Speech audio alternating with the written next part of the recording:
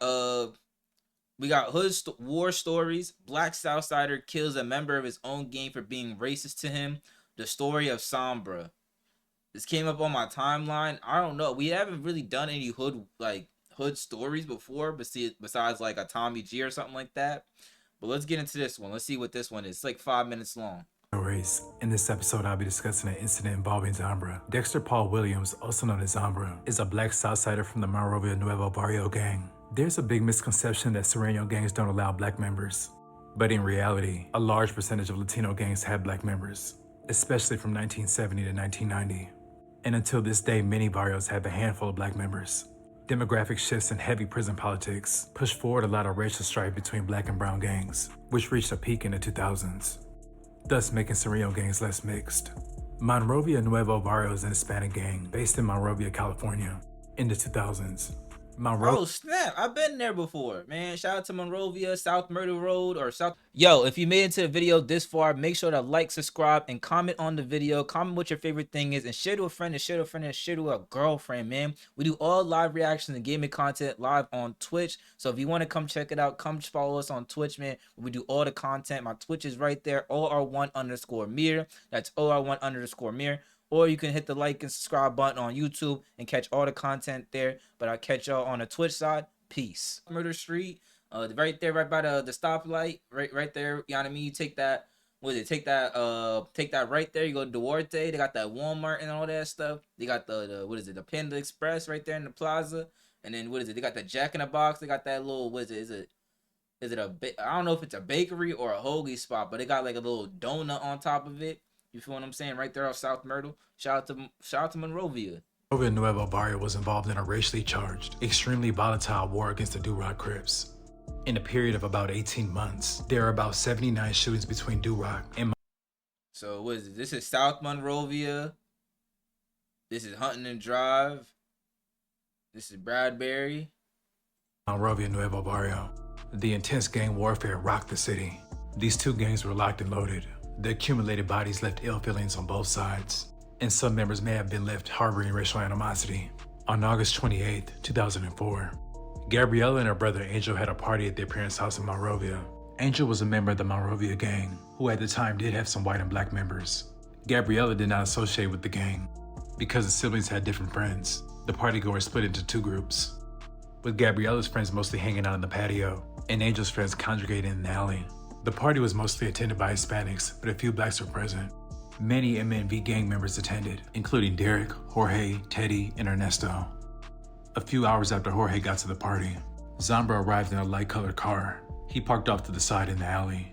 Sombra was an OG MNV gang member, and is nicknamed Sombra, which is Spanish for shadow. Sombra said hello to some of the gang members in the alley and headed toward the house where some of Gabriella's friends were congregated. Sombra walked up to a group that included Joseph, Amanda, Shannon, and Gabriella's older brother Jose. No one in the group knew Sombra. Sombra then asked Joseph for a cigarette and was given a Marlboro Red. Joseph then left because he did not know Sombra and he felt awkward. Amanda and Shannon also felt uncomfortable. Eventually, all of Gabriella's friends left Sombra to go inside, which offended Sombra. Amanda tried to defuse the situation, but Sombra appeared to be getting angry. Gabriella went over to Sombra and asked if he was looking for his friends. She indicated that Angel's group was in the alley. Later in the evening, Jorge saw Ernesto and Sombra standing in the alley in a confrontational way. Teddy then witnessed Ernesto call Sombra a racial epithet. Ernesto threw his arms up at Sombra in a challenging manner, then turned away from Sombra. Sombra then pulled out a gun and fairly shot Ernesto once in the back of the head. After the shooting, everyone scattered, except for Gabriella, who was in the house and ran out to the alley. Initially, she thought the gunshot was a loud firecracker and assumed her brother was setting off fireworks. Gabriella then noticed Ernesto's body laying on the ground near Sombra's car. She thought that Ernesto was drunk or had gotten in a fight. Sombra then got in the car and tried to leave, but Ernesto's body was behind his left tire and blocked him from driving away. Sombra then tried to back over the body with his car. Gabriella tried to unsuccessfully revive Ernesto, so she banged on the car and yelled for Sombra to stop driving because there was a body behind his car. She then screamed for someone to call the police. Sombra told her not to call.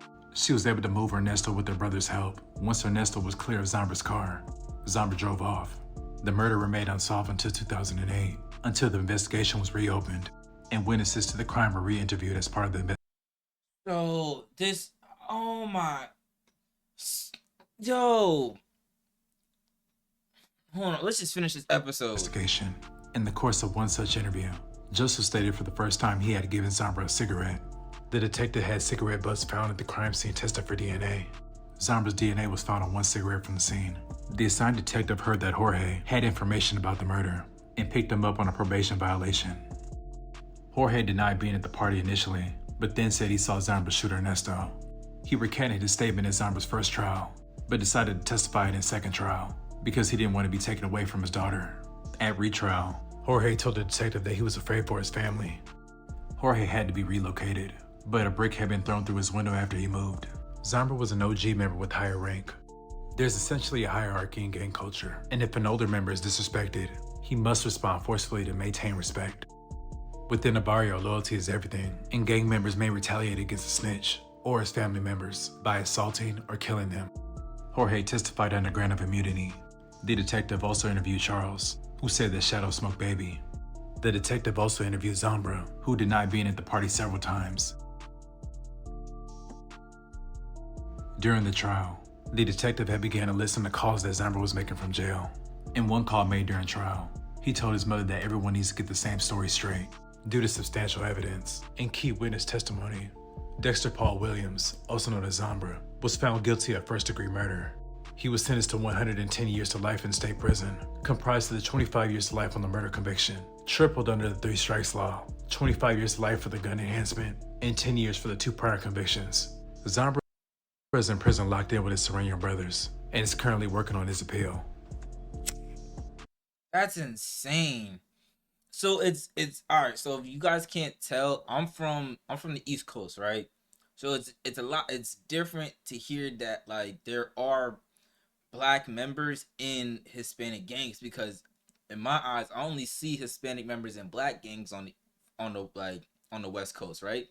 So to see that someone was Sombra, right, was in a not a black member in a Southsider gang in the San Gabriel Valley that is mostly dominated Hispanics, you know what I mean? And he's a high ranking member. And like, bro, like that kind of like that's unheard of to be a black Southsider in like that's like being black and from the Longos in Long Beach, right? Like if you black and you claim Longos and you're from Long Beach, like that's insane. Hey man, thank you for watching the video. If you like this video, man, like, comment, subscribe, and share a friend, share their girlfriend. Let's grow the community up. I'm gonna put all my social down in the description down below. Sorry for my words, man. I appreciate y'all for watching the video. And let's check y'all out soon. Peace. I put the new forges on.